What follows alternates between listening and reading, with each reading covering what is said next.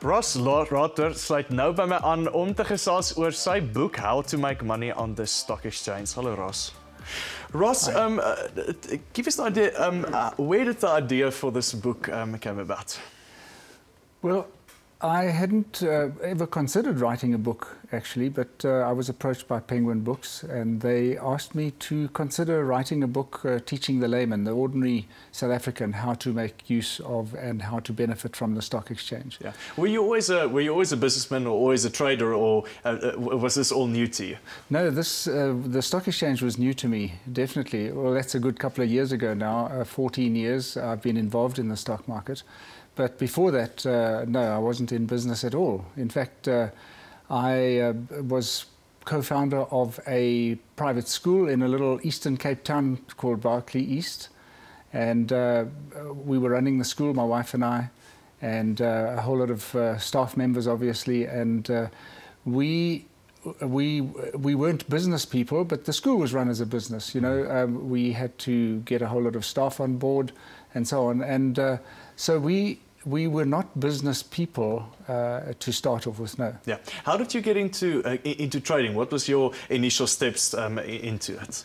Well, we were running the school in Berkeley East, and when my children reached senior school level, our school had not fully developed into a senior school, so I had to consider some things. I'm a farm boy originally, and I was always at boarding school, so I didn't want to send my children to boarding school. And I just felt I had some choices. My parents were farmers, they didn't have any choice. But so we decided to move. We handed the school over to somebody who was very competent running the school, but we decided to move to the big city, which was for us East London. And we moved there so that my children could do senior schooling there. And when we arrived in East London, we were asked if we wouldn't consider starting another school, but we decided against it. And so I was looking around for business opportunities, ways to get an income. And I was approached by an acquaintance, really, who came to me and he said, you know, you've always been teaching people different things. Why don't you teach them how to trade on the stock market? Yeah. And my initial response was, you know, I know nothing about the stock market apart from what I hear on the news and so on. But I needed the income, so I decided to take up the challenge. And so let's talk. There's a fundamental difference between investing and trading. What's the difference? Well, investing has a longer-term perspective, and trading has a shorter-term perspective. And so, you know, when you're investing, you're looking over a number of years. Whereas with trading, you can be in trades for quite a long time.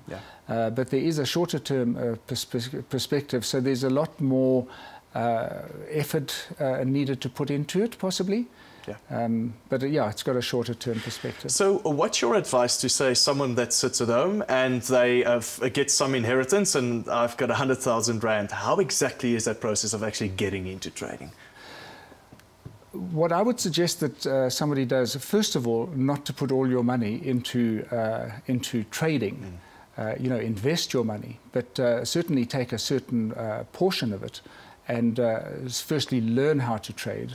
And once you've learned how to trade, then you are in a position to be able to basically generate an income for the rest of your life. So my suggestion is certainly not that you would take all of your retirement income, put it into a trading account, but certainly take some of your money that you can actually afford to lose, money that won't change your lifestyle if you lose it. You know? So a big part of your book focuses on that, on the losing part of trading. Why was that important that you include that as part of your book? Trading, you know, losses are a part of trading, and this is what many people don't understand or don't embrace, the fact that there will be losses when it comes to trading. And so, I'm very,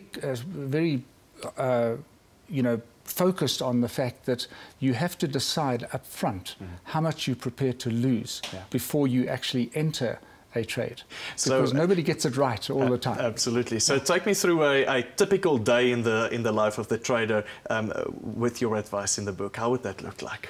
Okay, what we normally do is, you know, most of the people that want to start trading on the stock market, they are productively employed with another income generating business, or they are employed.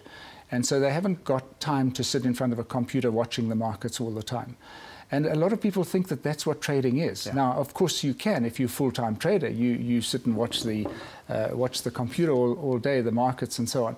But I always suggest that people have another form of income, and then they start learning how to trade. Yeah. And so the normal day would be, we have what we call an end-of-day strategy, where the person involved does not have to sit in front of a computer all day, but in the evening, after the markets are closed, then they make their trading decision, which they tomorrow morning execute, place their orders, close their laptop, continue with their life. Ross, thank you so much. I wish we had more time, but we'll definitely have you back on the show. Thank you so much.